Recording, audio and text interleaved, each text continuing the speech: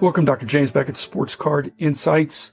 Another episode where I recap the previous 25 episodes over the last now couple months, really. It represents 8 weeks.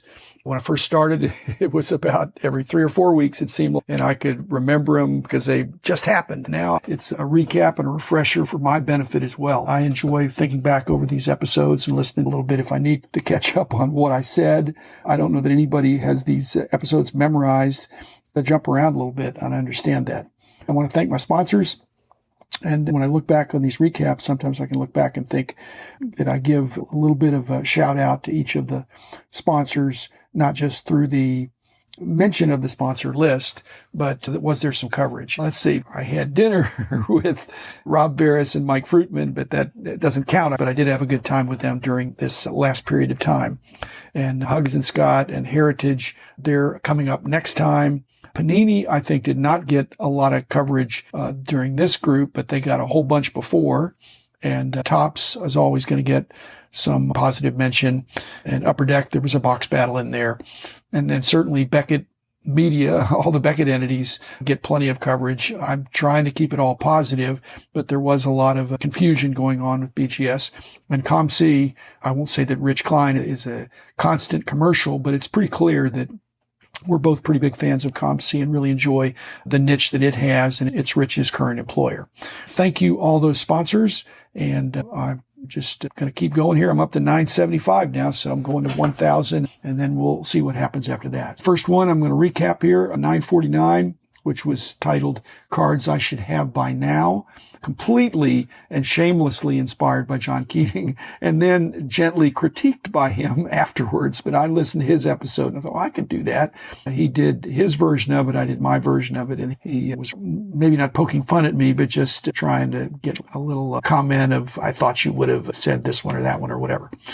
950 was the other recap. 951, the bittersweet tribute to Chandy Greenholdt. Rich and I both had known him. I'm sure I've known him for 35 years. I don't know. It certainly goes into the 80s. In fact, gosh, I knew him in the 70s. Wow. We're not that different in age. It's really tough. We're losing the good guys. I really do encourage people to listen to these tributes. You can find out about the next episode of 1966 Topps Baseball. That was fun doing that with Rich, but these tributes are something I think is important for the legacy and the history of the hobby, that these iconic dealers who not just had great stuff, but were good guys and good business. That was Chandy. Again, 66 Topps Baseball with Rich Klein.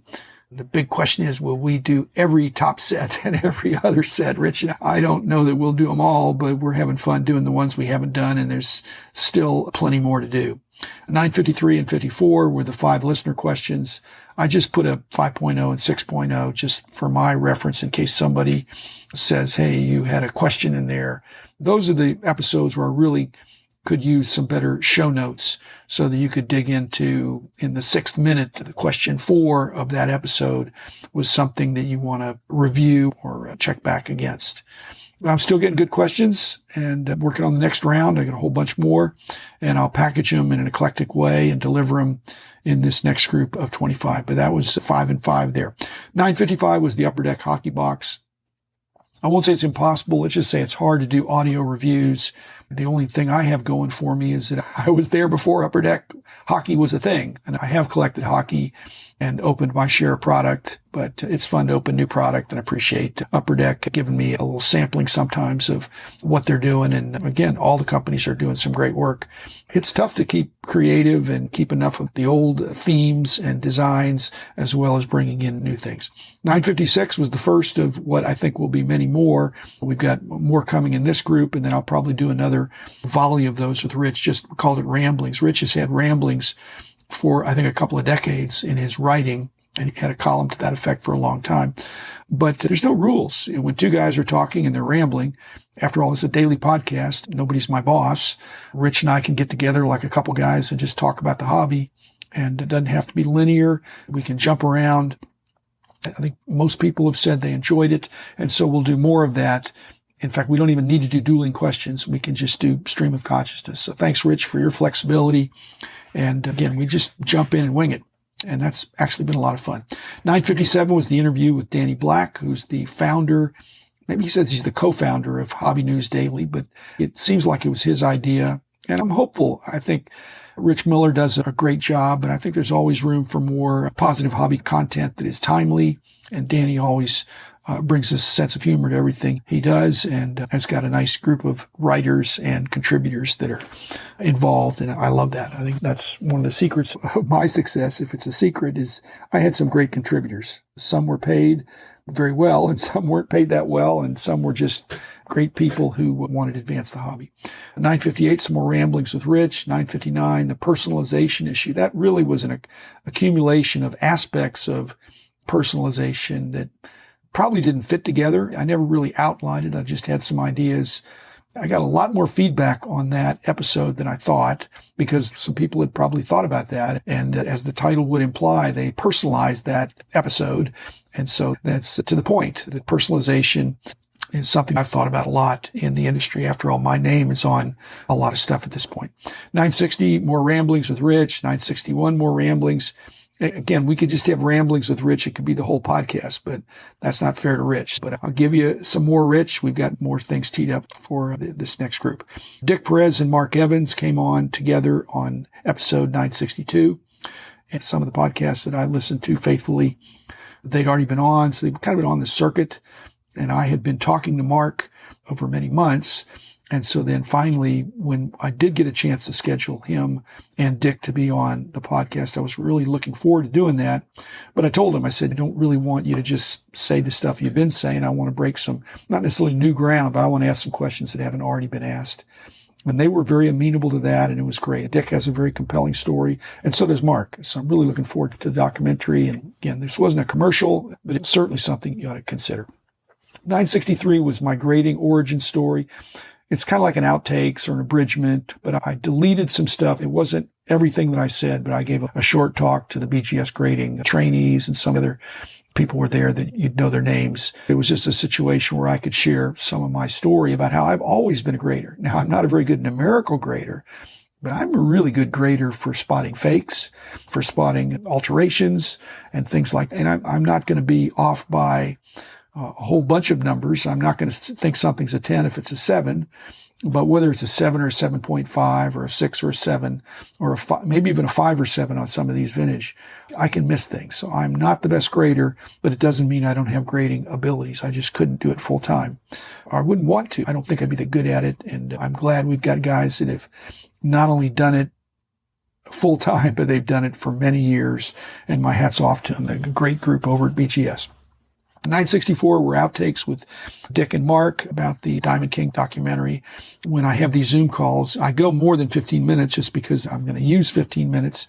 But then there was a bunch of extra stuff that was interesting that Dick and I, the Puerto Rican connection relates to Roberto Clemente and all that. 965 were the outtakes about Kevin and BGS, what has been going on the last 6 weeks or so with BGS. And at this point, right when I'm speaking, it has not been resolved. Like I said, I've made a proposal, and Kevin is my buddy. And so I'm hoping that it'll all get worked out in a way that people are pleased. Can't please all the people, but I think most of the people would be pleased with at least the way I would like to come at it. 966 was Torsten Bauer. Torsten has been a faithful listener. He's Shaq's #1 fan in Frankfurt, Germany. Maybe his #1 fan anywhere, but a PhD in nuclear physics, so we can do PhD battles. Actually, I don't think I want to battle him on anything that's related to even Shaq stuff, but we talked about a whole bunch of stuff. He had written in questions, and we knocked them out one at a time, and we went extended overtime on that.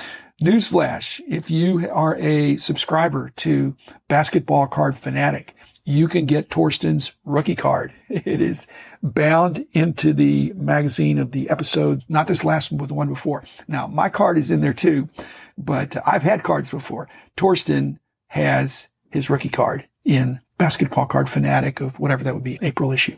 And thank you, Adam Gray, for that. 967 was a tribute to Jim Brown. I saw him play. John, I don't think did, except that he is from Syracuse. And so it's a natural partner for us to tag team in dealing with Jim Brown, not just the player and not just the actor, but the man. And a complicated guy. Again, you just have to listen. And there are other people that have done tributes to Jim Brown because he's very noteworthy. At one point, perhaps considered the greatest football player probably be a little bit of a bump in his stuff. 968, the outtakes on trimming from Hobby Hotline from earlier in May. The Evan Mathis video about how to do trimming that really was, I think, intended to stir the pot. So we batted around during the Hobby Hotline, got a lot of listener and commenting and questions there. Just a short segment out of the longer Hobby Hotline of that Saturday morning.